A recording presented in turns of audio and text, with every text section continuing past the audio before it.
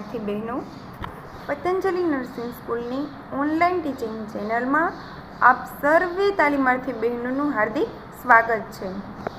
तो child health नर्सिंगना previous lecture में આપણે ડિસ્કશન કરેલું છે ચિલ્ડ્રન્સ રાઇટ્સ એટલે કે બાળકોના અધિકારો।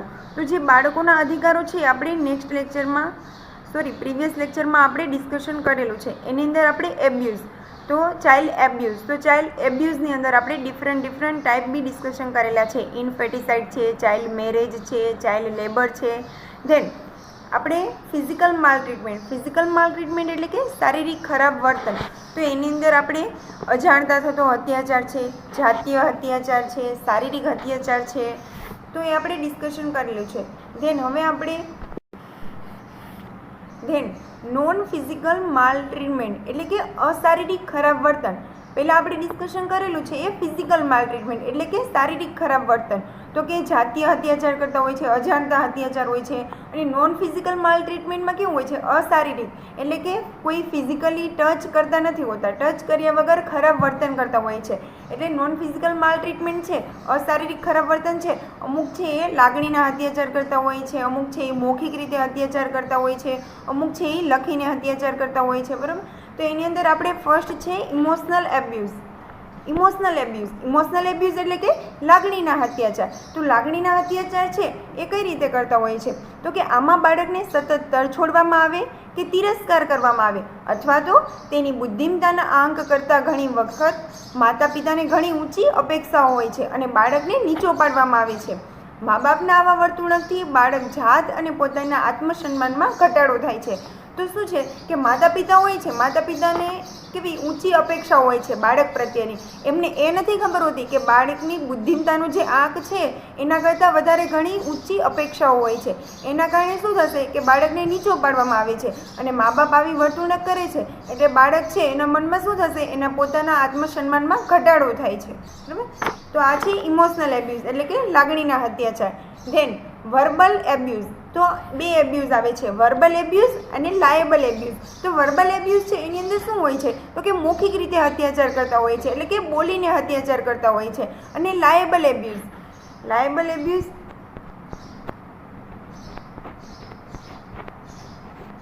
તો લાયેબલ એબ્યુઝની અંદર શું હોય છે એટલે કે એ લોકો છે એ લખીને અત્યાચાર કરતા હોય છે। તો આ પ્રકારનો અત્યાચાર છે માત્ર બોલવાથી થાય છે અને આમાં માનસિક અને લાગણીશીલ અત્યાચાર જેવી જ અસરો જોવા મળે છે। એટલે શું થશે કે કોઈ બી એવી રીતે અત્યાચાર કરશે એટલે આપણે મન ઉપર સીધી અસર થશે અને લાગણીશીલ અત્યાચાર કરીએ છીએ એવી અસરો પણ જોવા મળે છે। શું કરશે એ લોકો એમાં, તો કે અમુક છે આપણે જોઈએ છે કે અમુક છે એ કોઈ ફેમિલી મેમ્બર છે લખીને અથવા તો બોલીને એ લોકો કહેતા હોય છે કે તમે આ મારું કામ નહીં કરી આપો તો પછી હું તમારા ફેમિલીને કોઈ ઈજા પહોંચે એવું કાર્ય કરીશ, અથવા તો શું કરે છે એ લોકો કે કોઈ નાની છોકરી હોય છે તો એને કિડનેપ કરી લેતા હોય છે અને કામ કરાવતા હોય છે કે તું મારું આટલું કામ કરી આપ તો હું તારી છોકરીને છોડીશ એમ, એવી રીતે અમુક છે એવી રીતે લખીને અત્યાચાર કરાવતા હોય છે, અમુક છે એ બોલીને કહેતા હોય છે। તો આવી રીતે કોઈ ફેમિલી મેમ્બર છે કે કોઈને ઈજા પહોંચાડે એવી રીતે એ લોકો કાર્ય કરતા હોય છે, બરાબર। તો એવી રીતે આપણે જોયું કે જે વર્બલ એબ્યુઝ છે અને લાયેબલ એબ્યુઝ છે। ધેન છે એજ્યુકેશનલ એબ્યુઝ એટલે કે શૈક્ષણિક અત્યાચાર। તો શૈક્ષણિક અત્યાચાર છે કઈ રીતે થશે, તો કે ફિમેલ બાળકોને ઓછું ભણાવવામાં આવે છે અને ભણવાની ઉંમરે બાળકોને મજૂરી કરવા માટે મોકલવામાં આવે છે। મા બાપ અને બાળકો બંનેને ભણતરને ઓછું મહત્ત્વ આપે છે, જેમાં ખાસ કરીને છોકરીઓના ભણતરમાં વધુ અસર જોવા મળે છે। તો શૈક્ષણિક અત્યાચાર કઈ રીતે કરે છે, તો કે જે તમે જોશો કે જે ફિમેલ હોય છે એને એમ કહે છે કે સાસરે જવાનું હોય છે, છોકરીને આપણે બીજાના ઘરે મોકલવાની હોય છે, એટલા માટે શું કરે છે કે છોકરીને ઓછું ભણાવતા હોય છે। અને જે બાળક હોય છે એની ભણવાની ઉંમર હોય છે ત્યારે શું કરે છે, તો એને આપણે જોયું હતું ચાઇલ્ડ લેબર એટલે કે બાળ મજૂરી કરાવતા હોય છે। અને મા બાપ છે એ બાળકોને ભણતરને ઓછું મહત્ત્વ આપતા હોય છે, જેમાં ખાસ કરીને આપણે જોઈએ તો છોકરીઓને ભણતરમાં વધુ અસર જોવા મળે છે। પણ અત્યારે છે આ જનરેશનમાં આપણે એવું અત્યારે જોવા મળતું નથી। તમે જુઓ છો કે તમે બધી છો તો તમે બધા બહેનો જ છો, તો તમે બધા અત્યારે એટલી એજ છે તો બી તમે સ્ટડી કરો છો, એટલા માટે અત્યારે જે આ જે ફિમેલ એજ્યુકેશન છે, જે ફિમેલ એજ્યુકેશન આપવાનું છે એ અત્યારે મીન્સ કે અત્યારે છોકરીઓ તમે જુઓ તો બહુ બધી આગળ નીકળે છે. આપણે જોઈએ સુનિતા વિલિયમ્સ છે, કલ્પના ચાવડા છે, તો એવી રીતે આપણે ફિમેલ છે અત્યારે બહુ બધું મીન્સ કે જે આપણે મેલ જે હોય છે એના જેટલું જ એ લોકો બી કામ કરી શકે છે, એના જેમ જ કરી શકે છે. ફિમેલ છે આપણે જોઈએ તો ફિમેલ છે એ ઘરનું બી કામ કરશે અને જોબ બી કરશે. તો ફિમેલને અત્યારે ફિમેલ છે એ ધારે એ કરી શકે છે, બરાબર. તો એવી રીતે એજ્યુકેશનલ એબ્યુઝ છે એની અંદર ફિમેલને ઓછું ભણાવવામાં આવે છે, પણ અત્યારે આ જનરેશનમાં એ પ્રશ્ન ઓછો જોવા મળે છે. જે અમુક છે સ્લમ એરિયા હોય છે ત્યાં આ પ્રશ્ન વધારે જોવા મળતો હોય છે. ધેન છે ફોરેસ્ટ્રિંગ ડેલિગ્નન્સી. ફોસ્ટરિંગ ડેલિગ્નન્સી. ફોસ્ટરિંગ ડેલિગ્નન્સી એટલે કે ગુનો કરવા પ્રેરવા. તો કે આમાં મા બાપ બાળકોને અસામાજિક પ્રવૃત્તિ કરવા પ્રેરે છે. દાખલા તરીકે આપણે જોઈએ, ફોર એક્ઝામ્પલ આપણે જોઈએ તો કે ઝૂંપડપટ્ટીવાળા શહેરી વિસ્તારમાં દારૂનું સેવન કરવામાં આવતું હોય કે ડ્રગ્સ લેવામાં આવતી હોય, તેવા મા બાપ બાળકોને આવા ગુનો કરે છે. એટલે શું છે કે અમુકના પેરેન્ટ્સ હોય છે એ લોકોને ડ્રગ્સ લેતા હોય છે અથવા તો દારૂનું સેવન કરતા હોય છે. તો શું કરે છે એ લોકો, તો કે જે ઝૂંપડપટ્ટી વિસ્તારમાં હોય છે કે બાળકને અસામાજિક પ્રવૃત્તિ કરવા માટે એ લોકો પ્રેરણા મીન્સ કે પ્રેરતા હોય છે. તમે જુઓ કે સ્લમ એરિયા હોય છે તો શું કરે છે એ લોકો છે કે સ્લમ એરિયાના વિસ્તારમાં જે લોકો રહેતા હશે એ લોકોને કેવું હોય છે કે રોજનું કમાયેલું રોજનું જ વાપરી દેવાનું હોય છે. તો એ લોકો શું કરશે કે જે નાના બાળકો છે એ લોકોને મીન્સ કે પૈસા માગવા માટે મોકલશે. તો એવી રીતે નાના બાળકોને ગુનો કરવા માટે પ્રેરતા હોય છે, બરાબર. પછી આપણે જોઈએ કે દારૂનું સેવન કરતા હોય છે એના મમ્મી પપ્પા, તો શું કરશે કે એ લોકોને અસામાજિક પ્રવૃત્તિ કરવા માટે એ લોકોને પ્રેરણા આપશે. પછી મા બાપ લગ્ન બહારના સંબંધો રાખતા હોય તેઓના બાળકો પર ખોટા રસ્તે જતા હોય છે. તો જે મા બાપ હોય છે એ લગ્ન બહારના સંબંધો રાખતા હોય તો એઓના બાળકો પણ ખોટા રસ્તે જતા હોય છે, બરાબર. તો જે ગુનો કરતા પ્રેરતા હોય છે એ આપણે મીન્સ કે ગુનો કરવા માટે પ્રેરે એટલે શું થશે કે બાળકને માનસિક પર એને શું અસર થશે એમ. એટલા માટે આપણે જે નોન ફિઝિકલ માલ ટ્રીટમેન્ટ છે એની અંદર આપણે અલગ અલગ ડિસ્કશન કર્યું તો કે ઇમોશનલ એબ્યુઝ કરતા હોય છે, વર્બલ એબ્યુઝ હોય છે, લાયબલ એબ્યુઝ, એજ્યુકેશનલ એબ્યુઝ હોય છે, એન્ડ ફોસ્ટરિંગ ડેલિગ્નન્સી એટલે કે ગુનો કરવા માટે પ્રેરતા હોય છે. ધેન છે લીગલ પ્રોટેક્શન. લીગલ પ્રોટેક્શન એટલે કે જે આપણે બાળકો છે ચાઇલ્ડ લેબર છે કે બાળ મજૂરી કરાવતા હોઈએ છીએ, પછી અમુક છે બાળકોને જ્યાં સુધી મીન્સ કે 14 વર્ષ હોય છે ત્યાં સુધી એ લોકોને એજ્યુકેશન આપવાનું હોય છે, એની જગ્યાએ એ લોકો બાળ મજૂરી કરાવશે. પછી નાના હોય ત્યારે જ એ લોકો મેરેજ કરી દે છે. પછી કેટલાક નાના બાળકો માટે કાયદા હોય છે તો એના માટે કેટલાક લીગલ પ્રોટેક્શન છે. તો ભારતીય બંધારણમાં બાળક પર થતા અત્યાચાર માટે કેટલીક કાયદાકીય જોગવાઈ છે જે બાળકોના રક્ષણ, વિકાસ અને કલ્યાણ માટે છે, જે નીચે મુજબ આપણે અલગ અલગ જોઈશું. તો આપણે એના માટે લીગલ પ્રોટેક્શન એટલે કેટલાક છે જે ભારતીય બંધારણ છે બાળક માટે કેટલાક અત્યાચાર થતા હોય છે એના માટે એક્ટ બનાવેલા છે.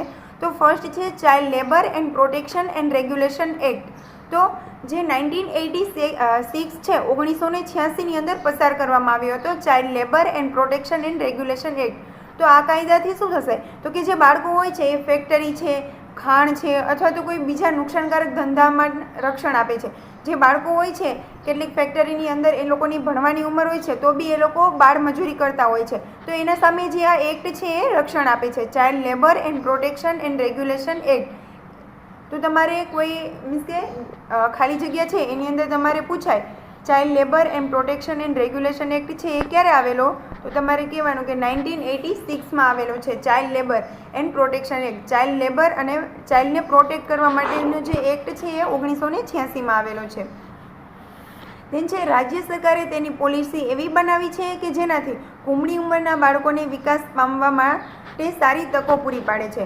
તો જે રાજ્ય સરકાર છે એને બી કેવી પોલિસી બનાવેલી છે જેનાથી શું થશે કે જે બાળકો છે એને વિકાસ પામવામાં સારી તકો પૂરી પાડે છે. તો જે ચાઇલ્ડ લેબર પ્રોટેક્શન એ છે, પછી કોઈ બીજી પોલિસી બનાવેલી છે કે જે આપણે જોઈએ યુનિસેફ છે તો એની યુનિસેફ છે એ શેના માટે છે તો કે જે ચાઇલ્ડ્સને જે રાઇટ છે, ચિલ્ડ્રન્સના જે રાઇટ છે એ મળી રહે, બાળકોને જે અધિકારો છે એ મળી રહે એના માટે યુનિસેફ છે એ કેટલીક પોલિસી બનાવી છે. તો રાજ્ય સરકારે એવી પોલિસી બનાવી છે જેનાથી શું થશે કે બાળકોનો વિકાસ છે એ સારી રીતે થઈ શકે એ તક પૂરી પાડે છે. ધેન છે નેશનલ પોલિસી ઓન એજ્યુકેશન 1986નો કાયદો નાના બાળકોને પ્રાથમિક શાળાના લેવલમાં રહેવા માટે પ્રેરે છે. એટલે શું થાય છે કે જે આપણે ચાઇલ્ડ લેબર છે એનો એક્ટ છે એનાથી શું થશે કે જે child labour act and policy છે એનાથી બાળક છે એ પ્રાથમિક શાળાના લેવલમાં રહેવા માટે પ્રેરે છે. એટલે પ્રાથમિક શિક્ષણમાંથી બાળકો શિક્ષણ છોડી દે છે તેના માટે પણ આ કાયદો છે. નેશનલ પોલિસી ઓન એજ્યુકેશન, તો નેશનલ પોલિસી ઓન એજ્યુકેશન છે એના માટે બી 1986ની અંદર કાયદો છે એ અમલમાં આવેલો. તો એનાથી શું થશે કે બાળક છે એ પ્રાથમિક શિક્ષણ છોડી ના શકે. બરાબર. ધેન છે ગરીબ ઘરની નોકરી કરતી કે બીજું કામ કરતી સ્ત્રીઓના બાળકો માટે ઘોડિયાઘરની વ્યવસ્થા કરવામાં આવે છે. તો અમુક જે વુમન હોય છે એ શું કરતી હોય છે કે લેબર વર્ક કરતી હોય છે. તો એની છે પરિસ્થિતિ છે, એની જે ઇકોનોમિકલ કન્ડિશન છે એ સારી નથી હોતી. તો શું કરે છે, તો એના માટે ઘોડિયાઘરની વ્યવસ્થા બી સરકાર છે એ કરી આપે છે. બરાબર. ધેન છે દત્તક સેવાઓને પ્રોત્સાહન આપવામાં આવે છે. એટલે કે જે દત્તક છે કે કોઈ આશ્રમ હોય છે તો એની અંદર જે નાના નાના બાળકો હોય છે તો એને શું કરે છે કે દત્તક જે લેતા હોય છે, અમુક છે કે કોઈ ફિમેલ ચાઇલ્ડ છે અથવા તો મેલ ચાઇલ્ડ છે એને દત્તક લેતા હોય છે. તો જે દત્તક સેવાઓ છે એને પ્રોત્સાહન આપવામાં આવે છે. દેન ભારત સરકારે 1986માં જુવેનાઇલ જસ્ટિસ એક્ટ એટલે કે બાળ ન્યાયનો કાયદો સુધારણા કરવામાં આવી છે. આ કાયદાથી બાળકોના પ્રશ્નોને અસરકારક રીતે આવરી લેવામાં આવે છે. આ ઉપરાંત બાળ ગુનાઓને સારી રીતે ઉકેલવામાં આવે છે. એટલે જુવેનાઇલ જસ્ટિસ એક્ટ 1986માં તો એની અંદર શું હોય છે તો કે જે બી બાળક હોય છે એ કોઈ ગુનો કરે છે તો એ ગુનાઓને સારી રીતે ઉકેલવામાં આવે છે. બાળકોને એ ગુનો કરે છે તો એના પાછળ કંઈક રીઝન હોય છે. તો જે બાળકોના પ્રશ્નો હોય છે એને અસરકારક રીતે આવરી લેવામાં આવે છે અને જે બી એને ગુનો કર્યો છે એને સારી રીતે ઉકેલવામાં આવે છે. એના માટે આપણે જે આ ગુનાઓ છે એને સારી રીતે ઉકેલવામાં આવે છે. તો યુએન મીન્સ કે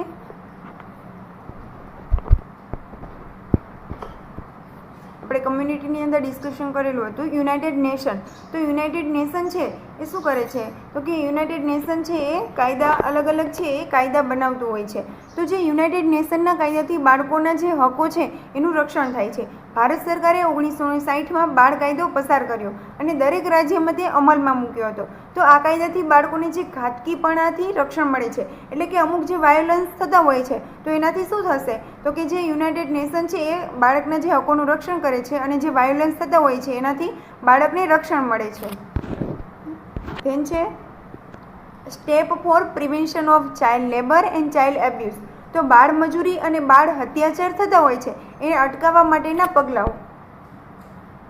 તો એ અટકાવવા માટે આપણે જે પ્રાઇમરી પગલાઓ છે એટલે કે પ્રાઇમરી લેવલે પ્રિવેન્શન હોય છે, સેકન્ડરી લેવલે પ્રિવેન્શન હોય છે અને ટર્સરી લેવલે પ્રિવેન્શન હોય છે. તો પ્રાઇમરી લેવલે પ્રિવેન્શન છે એટલે કે પ્રાથમિક પગલાઓ છે. તો પ્રાથમિક પગલાઓ આપણે કઈ રીતે લઈએ છીએ તો કે માસ મીડિયા દ્વારા. તો કે પ્રસાર એટલે કે માસ મીડિયા દ્વારા લોકોમાં બાળકના મૂંઝવતા પ્રશ્નો વિશે જાગૃતિ લાવી. તો બાળક છે એની અંદર કેટલાક પ્રશ્નો છે એ મૂંઝવતા હોય છે તો એના વિશે આપણે શું કરવાનું છે, જાગૃતિ લાવવાની છે. તેમ બાળકોના મૂંઝવતા પ્રશ્નોને અટકાવવા અને અંકુશ માટે લોકોને કારણો જાણી તે મુજબનું શિક્ષણ આપવાનું હોય છે. તો આપણે જોઈએ કે આપણે મોસ્ટલી શું હોય છે હેલ્થ એજ્યુકેશન આપવાનું હોય છે. તો જે બાળકને મૂંઝવતા જે પ્રશ્નો છે આપણે પહેલાં તો આપણે એની જોડેથી હિસ્ટ્રી કલેક્ટ કરીએ પ્રશ્ન છે બરાબર. તો હિસ્ટ્રી કલેક્ટ કરીએ અને ધેન આપણે શું કરીએ કે એનું આપણે પ્લાનિંગ કરીએ કે કઈ રીતે આપણે આનું ઉકેલ લાવશું. તો એના માટે આપણે પ્લાનિંગ કરીએ અને પ્લાનિંગની અંદર આપણે કઈ રીતે એજ્યુકેશન આપવું, શું આપવું બરાબર. તો આપણે જે પ્રશ્નો છે એનો ઉકેલ લાવવાનું આપણે પ્લાનિંગ કરતા હોય છે. પછી એને આપણે એના પ્લાનિંગને આધારે એના જે પ્રશ્ન છે એના આધારે આપણે કઈ રીતે હેલ્થ એજ્યુકેશન આપવું, કયા મીન્સ કે એનો જે પ્રશ્ન છે એને રિલેટેડ આપણે એ લોકોને એ મુજબનું આપણે કારણો જાણી આપણે એ લોકોને શિક્ષણ આપવાનું હોય છે. ધેન સેકન્ડ પોઈન્ટ છે અરસપરસ કે એકબીજાને સારી રીતે સમજી શકે અને વાતચીત કરી શકે. કુટુંબના બધા સભ્યો વચ્ચે કુટુંબની માલ મિલકતને સરખે ભાગે વહેંચણી થાય તેવું ઉત્તેજન આપવું. તો કે ચાઇલ્ડ લેબર અને ચાઇલ્ડ એબ્યુઝ છે એની અંદર અરસપરસ એકબીજાને સારી રીતે સમજી શકતા હોવા જોઈએ, વાતચીત કરી શકતા હોવા જોઈએ અને વાતચીત કરી શકે અને કુટુંબના જે બધા સભ્યો હોય છે તો કે જે માલ મિલકત હોય છે એનું સરખે ભાગે વહેંચણી થાય એવી રીતે આપણે એ લોકોને ઉત્તેજન આપવાનું હોય છે. એવી રીતે આપણે એ લોકોને હેલ્થ એજ્યુકેશન પ્રોવાઈડ કરવાનું હોય છે. તેમ છે બાળકોમાં શિસ્ત લાવવા માટે નર્સિસે મા બાપે સ્વીકારી શકે અને કામ આવી શકે તેવા રસ્તાઓ બતાવવા જેથી બાળકોમાં શારીરિક અને લાગણીને નુકસાન પહોંચાડ્યા વગર મર્યાદા રાખી શકાય. તો જે બાળકો હોય છે, આપણે જે નર્સિસ છીએ, આપણું કામ શું છે તો કે લોકોને હેલ્પ કરવાની, લોકોને મદદ કરવાની. તો લોકોને મદદ કરવાની તો જે બાળકો છે એને શિસ્તમાં લાવવા માટે જે એના મા બાપ હોય છે તો એને આપણે એવી રીતે હેલ્થ એજ્યુકેશન આપવાનું છે, આપણે રસ્તા બતાવવાના છે કે જેથી બાળકનો શારીરિક છે, આપણે જોઈએ કે ચાઇલ્ડની અંદર બાળક છે, બાળકને બધા ફેક્ટર અફેક્ટ કરતા હોય છે. જે બાળકનું ડેવલપમેન્ટ થતું હોય છે, ગ્રોથ એન્ડ ડેવલપમેન્ટ થતું હોય છે, તો એની અંદર બહુ બધા ફેક્ટર અફેક્ટ થતા હોય છે. તો એક છે આપણે જોઈએ કે એન્વાયરમેન્ટલ ફેક્ટર બી અફેક્ટ થતા હોય છે.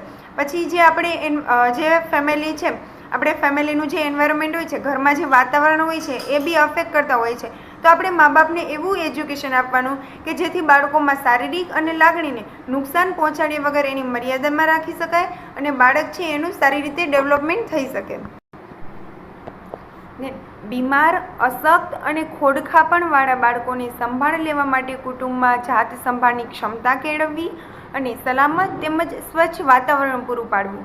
તો કે જે બીમાર હોય છે કે જો બી ચાઇલ્ડ હોય છે તો એ બીમાર હોય છે, અશક્ત હોય છે, અથવા તો કોઈ હેન્ડીકેપ હોય છે, અથવા તો કોઈ ખોડખાપણ હોય છે, તો એમાં કુટુંબની અંદર શું કરવાનું છે, એ લોકોની જાત સંભાળ લેવાની ક્ષમતા કેળવવાની હોય છે, સલામતી રાખવાની હોય છે, તેમજ એ લોકોની જે બી બીમારી છે એના પ્રમાણે અથવા તો જે કોઈ બી હેન્ડીકેપ્ડ છે એના પ્રમાણે એ લોકોએ સ્વચ્છ વાતાવરણ પૂરું પાડવાનું હોય છે.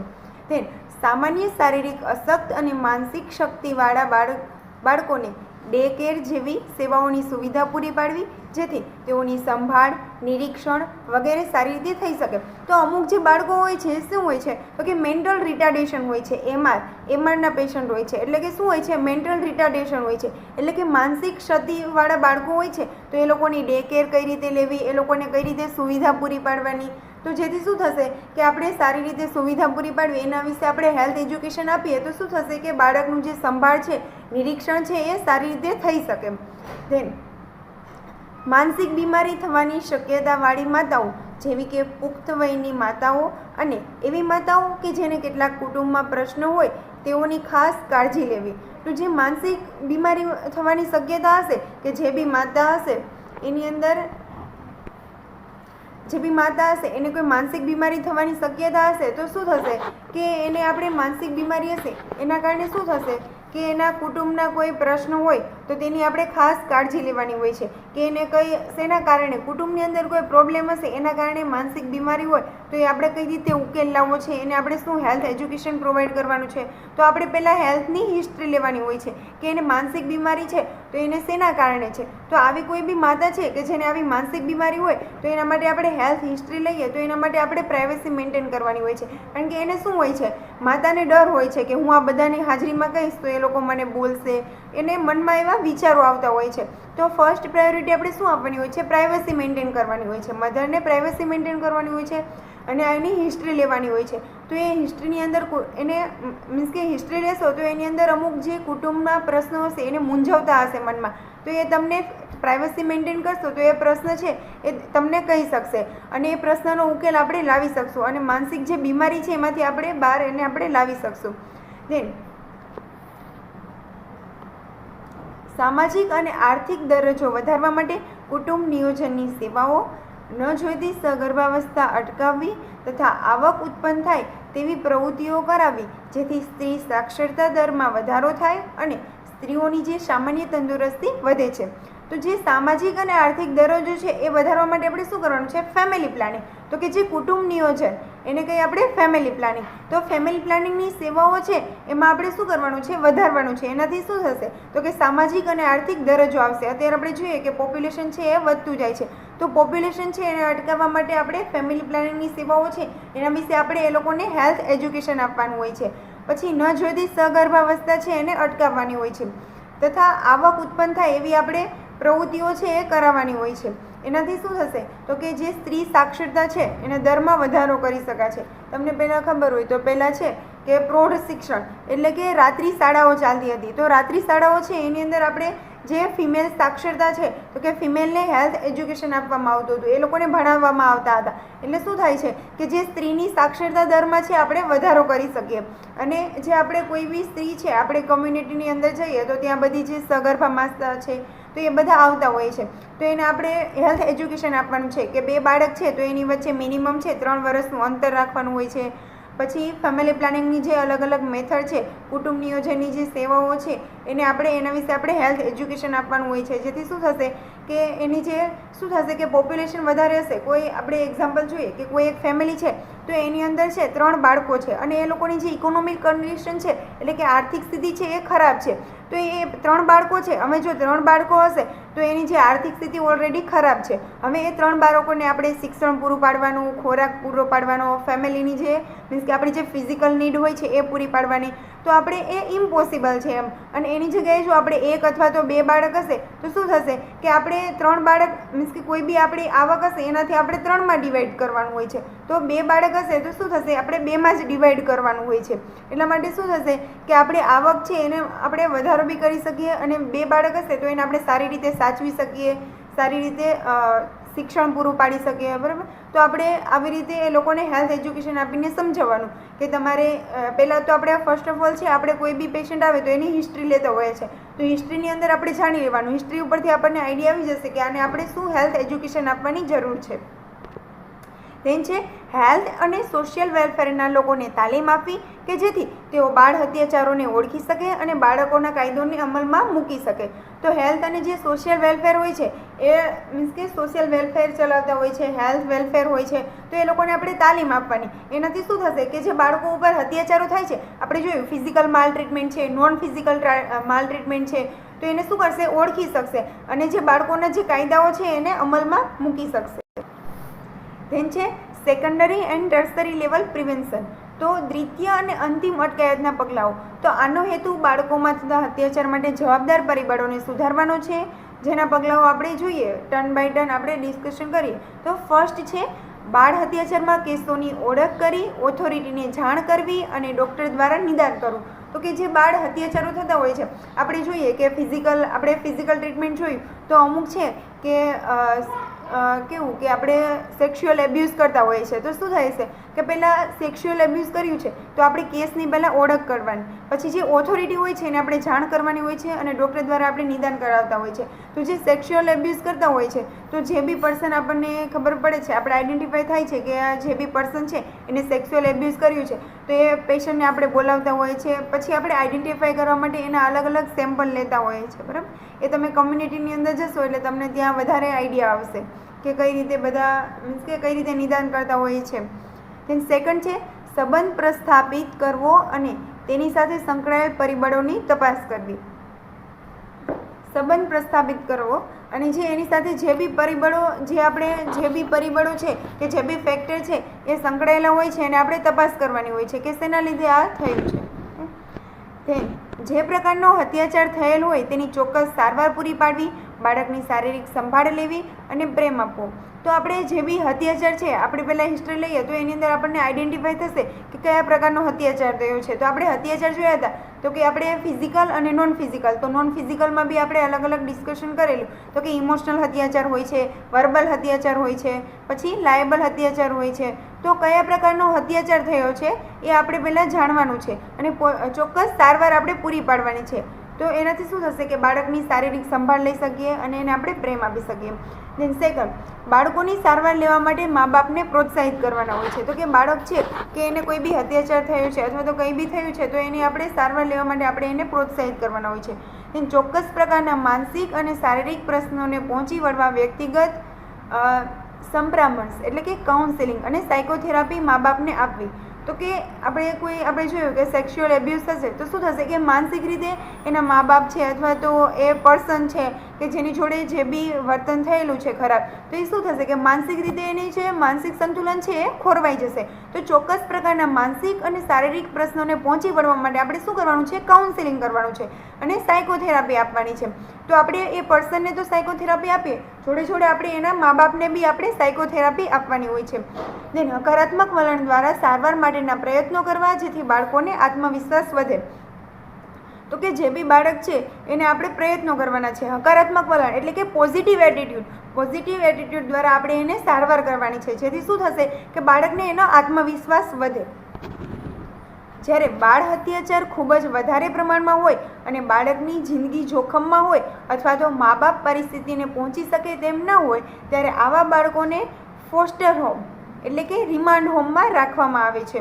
તો કે અમુક અત્યાચાર એવા થતા હોય છે કે જેને આપણે જે પરિસ્થિતિ છે એને આપણે પહોંચી વળતા નથી. બાળકની જિંદગી જોખમમાં હોય છે અને એના મા બાપ છે એની પરિસ્થિતિને પહોંચી વળતા નથી હોતા. તો એવા બાળકોને આપણે શું કરીએ છીએ? ફોસ્ટર હોમ એટલે કે જે રિમાન્ડ હોમ હોય છે એની અંદર રાખવામાં આવે છે. મા બાપ અને બાળક બંનેને સારવાર આપવામાં આવે છે કે જેથી બાળક રિમાન્ડ હોમમાંથી પોતાના ઘરે સારી રીતે આવી જાય. આપણે કેમ કે બીમાર થઈએ તો આપણે કેમ હોસ્પિટલ લઈ જતા હોય છે, એવી જ રીતે આની અંદર ફોસ્ટર હોમ એટલે કે રિમાન્ડ હોમ હોય છે કે જે આવા બાળકો હોય છે એની અંદર આવી રીતે કોઈ એબ્યુઝ થયેલા હોય છે અથવા તો માલ ટ્રીટમેન્ટ હોય છે તો એની અંદર શું હોય છે કે એવું રિમાન્ડ હોમ હોય છે, ફોસ્ટર હોમ હોય છે. તો જ્યાં બાળક અને મા બાપ બંનેને ત્યાં સારવાર આપવામાં હોય છે. ત્યાં છે અલગ અલગ થેરાપી આપવા હોય છે, કાઉન્સેલિંગ કરતા હોય છે, જેનાથી શું થશે કે બાળકને અથવા તો મા બાપને આપણે જે બી પરિસ્થિતિ છે એમાંથી આપણે બહાર લાવી શકીએ. તો એમાંથી આપણે પોતાના ઘરે સારી રીતે આવી જાય એવી આપણે કોશિશ કરતા હોઈએ છીએ. ધેન જ્યારે અત્યાચાર જીવલેણ હોય, જાતીય સંતામણીનો ભોગ બનેલ હોય ત્યારે આવા અત્યાચાર કરનારને જોખમી સજા કરવામાં આવે છે. કીધું કે સેક્સ્યુઅલ એબ્યુઝ કરેલા હોય, આપણે જોતા હતા કે કેટલા આપણે રેપ કેસ થતા હતા તો શું હોય છે કે એ લોકોને આપણે જોખમી સજા આપવામાં આવે છે, જોખમી સજા કરવામાં આવે છે, જેનાથી શું થાય કે બીજી વાર એ લોકો આવું કરી ના શકે.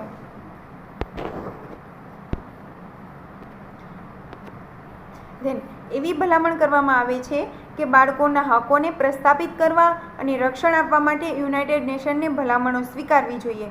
ભારત સરકાર દ્વારા 1960માં માં બાળક કાયદો પસાર કરવામાં આવ્યો અને દરેક રાજ્યોમાં તેને અમલમાં કરવામાં આવ્યો. આનાથી બાળકોને ઘાતકીપણામાંથી કે બેઇજ્જતીથી રક્ષણ આપવામાં આવે છે અથવા ઈચ્છાથી અત્યાચાર કરવામાં આવેલ હોય તો તેને રક્ષણ આપવામાં આવે છે. એટલે આપણે યુનાઇટેડ નેશન છે કે જે આપણે કીધું કે યુનાઇટેડ નેશન છે મા અને બાળક બંનેને રક્ષણ માટે કાયદો બનાવવામાં આવ્યો હતો 1960ની અંદર. જેનાથી શું થાય છે તો કે મા અને બાળક બંનેને જે ઘાતકીપણા છે અથવા તો બેઇજ્જતી છે એમાંથી રક્ષણ આપવામાં આવે છે. તેને આપણે જોયું હતું કે 1986ની અંદર જુવેનાઇલ જસ્ટિસ એક્ટ અત્યાચાર તો કે જે બાળ ન્યાયનો કાયદો બનાવવામાં આવેલો તો અત્યાચાર થયેલા બાળકોને રક્ષણ આપે છે અને સંભાળ લે છે. તો આ કાયદાનું અમલીકરણ જરૂરી બને છે, તેને વધુ ચોકસાઈ વાળો બનાવવા જરૂરી બને છે. આ ઉપરાંત લોકજાગૃતિ અને લોકોના ટેકાની જરૂર પડે છે.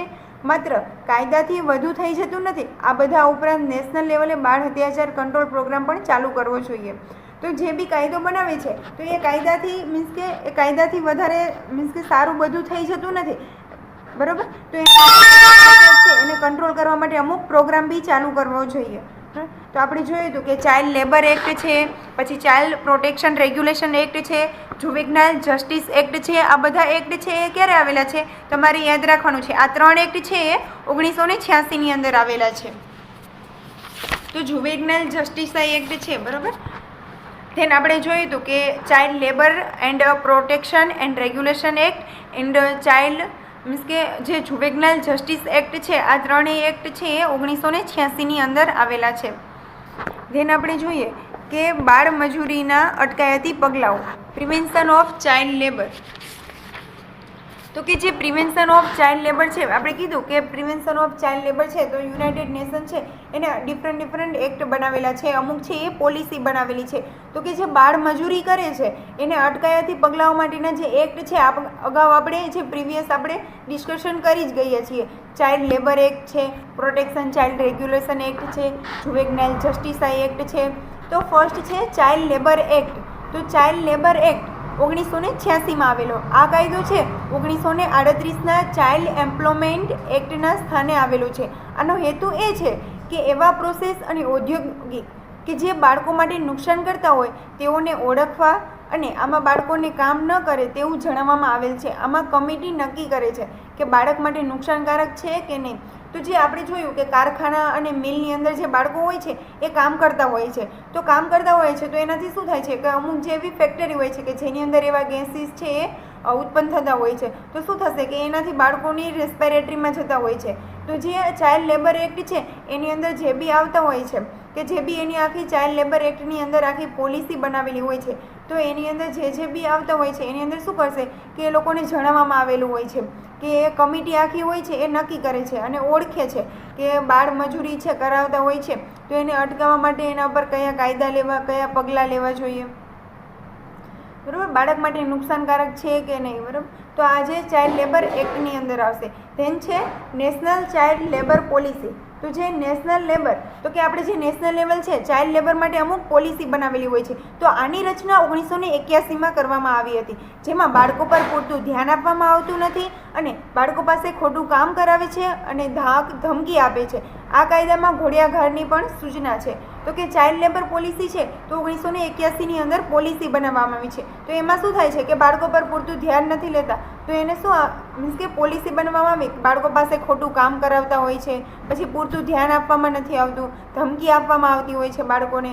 તો એ બધા છે એ નેશનલ ચાઇલ્ડ લેબર છે એ પોલિસીની અંદર સમાવેશ થાય છે.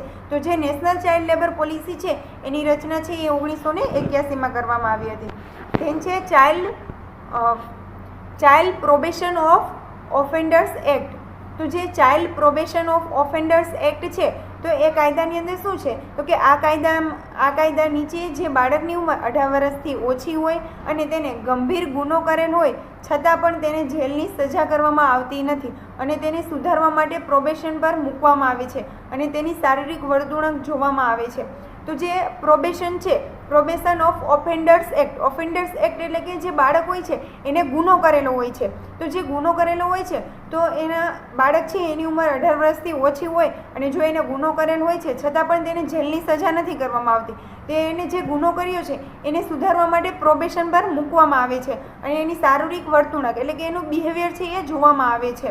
તો આ છે ધ પ્રોબેશન ઓફ ઓફેન્ડર્સ એક્ટ. તો જે પ્રિવેન્શન ઓફ ચાઇલ્ડ લેબર છે, બાળમજૂરીના અટકાયતી પગલાં છે એના માટેના 3 એક્ટ છે. ચાઇલ્ડ લેબર એક્ટ છે, નેશનલ ચાઇલ્ડ લેબર પોલિસી છે અને પ્રોબેશન ઓફ ઓફેન્ડર એક્ટ છે. તો આપણે યુનિટ 3 છે તો આપણે પ્રીવિયસ લેક્ચરમાં આપણે ચાઇલ્ડ એબ્યુઝને ડિસ્કશન કરેલું છે. અત્યારે આપણે નોન ફિઝિકલ માલ ટ્રીટમેન્ટ છે, ધેન આપણે સ્ટેપ જોયા કે ચાઇલ્ડ લેબર અને ચાઇલ્ડ એબ્યુઝ છે એને અટકાવવા માટે આપણે પ્રાઇમરી લેવલ પ્રિવેન્શન છે, secondary and tertiary level prevention છે, ધેન બાળમજૂરીની અટકાયતી પગલાં માટે કેટલાક એક્ટ લાગુ કરવામાં આવ્યા છે એ આપણે ડિસ્કશન કરીએ. બરાબર, થેન્ક યુ. જય હિન્દ.